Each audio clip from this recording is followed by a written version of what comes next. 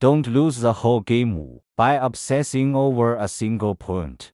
We're going to talk about something very interesting today. It is the wisdom of a master, who used a very simple metaphor, but this metaphor likely points out the most common thinking error we make. Have you ever found yourself lost in a tiny point, and as a result, lost sight of the big picture? Let us look into this together. Have you ever had this experience? You get caught up in something that isn't actually that serious, drilling into a dead end, splitting hairs and making yourself completely agitated. Then, when you finally snap out of it, you realize that those more important things, the things you truly should be doing, have all been tossed aside. I think this is an experience many people have had.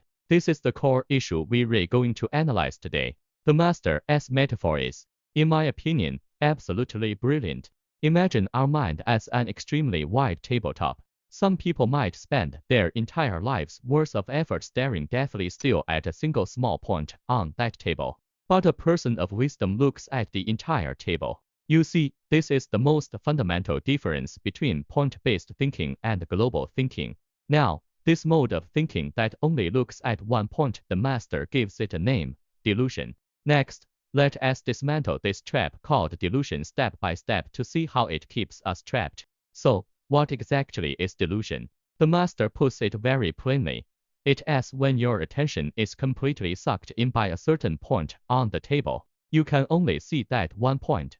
Everything next to it becomes invisible. And then oops, suddenly a new point appears, catches your eye, and you immediately jump to it, completely forgetting the previous point while starting a new obsession with this one. You see, this becomes a terrible cycle with no way out. First, you discover a point, dive headfirst into it, worry about it, and think about it.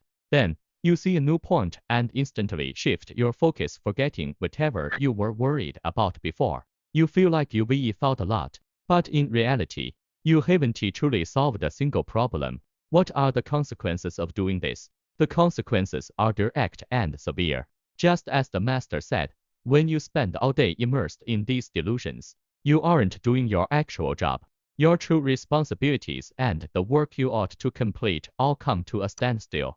Your time and energy are entirely wasted on these endless fantasies. So, never underestimate this kind of thinking. Its price is much higher than we imagine. When we hold on to that one point and refuse to let go, what we lose isn't just a little bit of something, it is likely everything. This sentence was quite a shock to me when I first saw it. The master points out that the moment you resolve to fight only for the interests of that one point, you are effectively choosing to give up all other possibilities and interests on the entire table. This is basically a form of self-elimination. So, you see the chain reaction.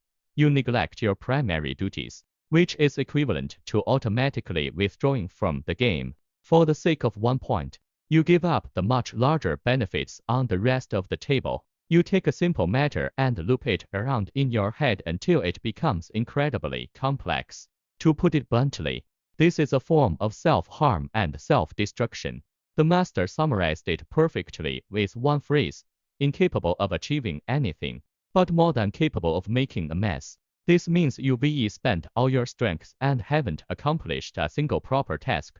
Instead, you've turned a simple situation into a total mess. Is this really the result we want?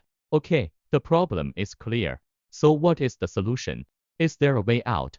Of course there is. Next, let us look at the guidance the master has given us, a broad path leading from complexity back to simplicity. What is the solution?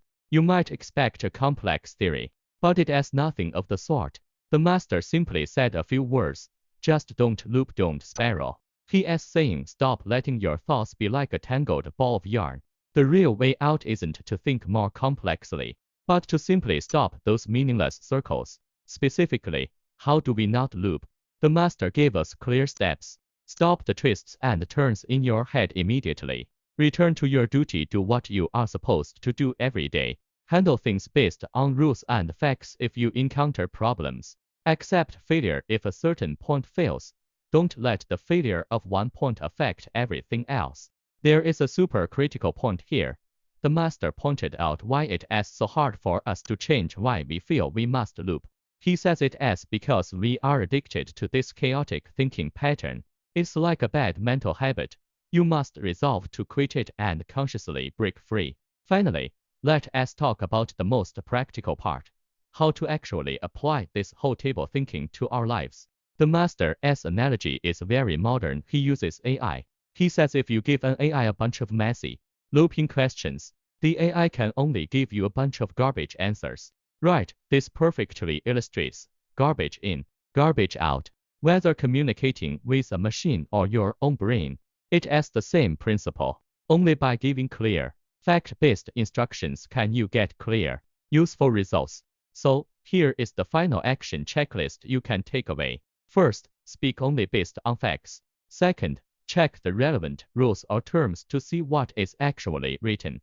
Third, look at how others handled similar things, how they succeeded or failed, and learn from their experience. Most importantly, please stop digging holes for yourself to jump into.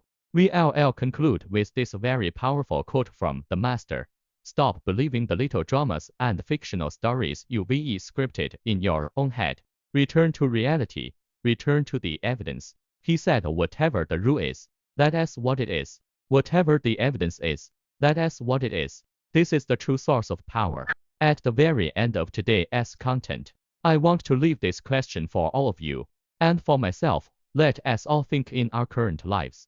What is that single point that has us deeply stuck and unable to pull away? And if we were willing to take a step back and look at our entire tabletop, our life, our responsibilities, our opportunities, what kind of scenery would that be?